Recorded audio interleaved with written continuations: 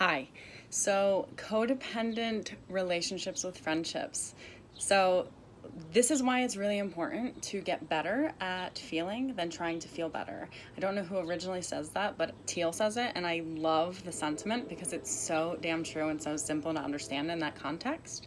So, the codependent empath will be drug around by codependent patterns because they're not good at feeling. Okay, so if you were comfortable with feeling, you would be able to leave a codependent relationship because you would feel comfortable with your friend feeling bad. Okay, and call it friend, call it family member, whatever it is for you. So there's a couple important nuggets that I want to say. One is we got to get better at feeling so we can learn that when our friends or whoever it is that we're in this relationship with, when they're feeling a specific way, the codependent part of the unempowered empath will not want them to feel that. We will stay with them. We will not abandon them. We will be there all night, every night, and then come home and be like, this is crazy. This feels toxic, but like, I don't want to be the one who abandons them while we've abandoned ourselves.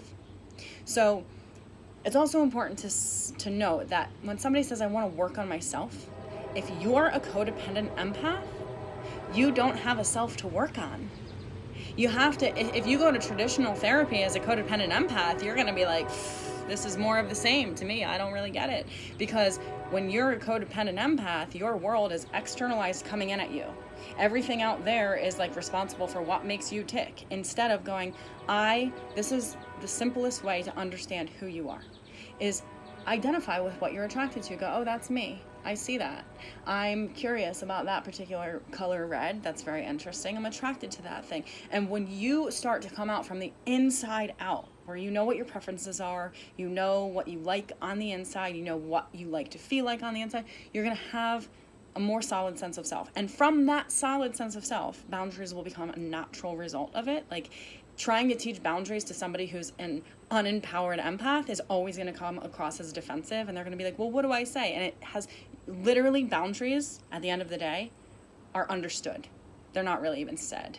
And I do believe it. Yes, there's a tactic to get to that space, but the empath already feels her boundaries. She's just, if she's codependent, negates her boundaries. So we have to honor them. That would be the work, is like, oh, from that space, I actually honor the boundaries because I've always known it. I just overrid it because I felt shame, or I felt like I shouldn't have the boundary, or whatever it is. So we have to get comfortable feeling the way that we felt when we have a friend who goes, they're toxic, they're drama filled, and we chase them around going, oh my God, I'm going to make you feel better because I'm so uncomfortable with how you feel. We have to understand, when we jump down that rabbit hole with them, in all of our attempts to rescue our friends, we're not making them stop the feeling. We're just starting the feeling ourselves. They already feel it. And it's cool if you want to feel it with them. If you're a codependent empath, that's cool if you want to feel it. But you have to get empowered enough to go, okay, I feel it, and I know that I'm going to stop this feeling because I'm comfortable with the feeling because I've healed it in myself.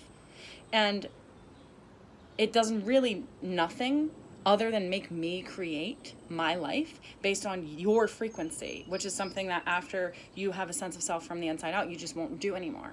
So if you're creating your life based on somebody who you're unwilling to leave because you feel like you're going to abandon or betray them by leaving them and becoming better, you have to understand that you're not making them stop feeling. You're not actually saving them from the feeling. You're just signing up for the feeling over and over again. Okay? So if you're out of that space, there's no need to go back to that space constantly and be hooked in to that desire to rescue based on a codependent need to heal yourself. So here's the thing. Recognize who your friends are and who you're trying to be a therapist for, and who you are subconsciously trying to heal yourself through by staying, so you can be the savior, so you don't have to, you're healing yourself by way of being the savior that you always wish that you'd have. Recognize how you're operating in each of these relationships, and recognize that you can be a therapist to somebody who you would want to be friends with, and you can be a friend with somebody who you don't have to be their therapist. So at the end of the day, the work is becoming comfortable with the feelings that you recognize, because you're attracting that relationship because you're comfortable with that frequency. You would attract a different frequency if you were more comfortable with a different frequency. So you are attracting that discomfort because you're still uncomfortable there. And you stay there because you don't want to abandon somebody who is there, which doesn't really change anything for them. It just makes you feel bad. So we have to learn that every time we sign up to engage in that relationship, we're signing up for the frequency. And that those feelings that were externalized are now internalized, and we're creating a life based on them. And then we go, why am I still doing this? It's so much drama, it's so much pain. You're creating your life based on somebody else's frequency. That's why. And when you establish a sense of self, boundaries will just be the natural result. But you have to become, like, we often see people who feel uncomfortable as incapable and weak in those situations because we felt incapable and weak when we were in those situations. So we don't want to leave them alone. But guess what? You weren't incapable or weak. They're not incapable or weak. They're powerful beyond measure. Okay? So we have to see them for who and what they are. And I know it's very hard for us because we pick up on a lot of pain bodies and we go, this person is just in pain and whatnot. But yes, my love, you are a person too. And if you don't want to be in pain anymore, you know what pain is like. It's inevitable. You're going to feel it throughout your life. You don't need to feel it more than you have to by sitting with somebody else constantly who's making you feel pain and unwilling to get out of theirs. Okay? If you've already gotten out of yours and you're still hanging around, going like, well, there's more here. For sure, there's more there to learn. But you have to recognize that if you're creating from that frequency, you're the only one who's going to change. If you're aware, I'm creating from this frequency, you're the only one in the situation who's aware enough to actually change the frequency. And you have to change it by seeing somebody else as whole and knowing why you're actually there for them in the first place.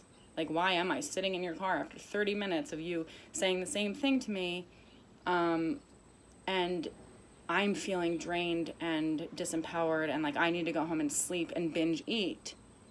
Why am I doing this? That's what you have to ask yourself. And I know that at the end of the day, you're going to go, well, I don't want to abandon them, and I want to be a good person. I don't want to leave them, and I love them, and they have all of these qualities, which might be true. That's great. I'm happy that you love them. I'm happy that you don't want to leave them. That's great. You don't have to leave them. Just don't leave yourself because of them. That's all. That's the only thing I ask. Don't leave yourself because of them, and then you'll be an empowered empath. Okay? And recognize what your boundaries are by identifying with things outside of you that you're picking instead of waiting for these things to pick you. Pick things. Go, oh, that's me. I'm attracted to that thing. Identify with something that you're curious about or that you want to bring into your life. And then you're going to have an inside-out movement that you're going to feel full enough to know, like, oh, I'm actually full to the edge of my boundary. So I can honor my boundary because there's not that void in between my boundary and me that I'm normally willing to like let people jump into.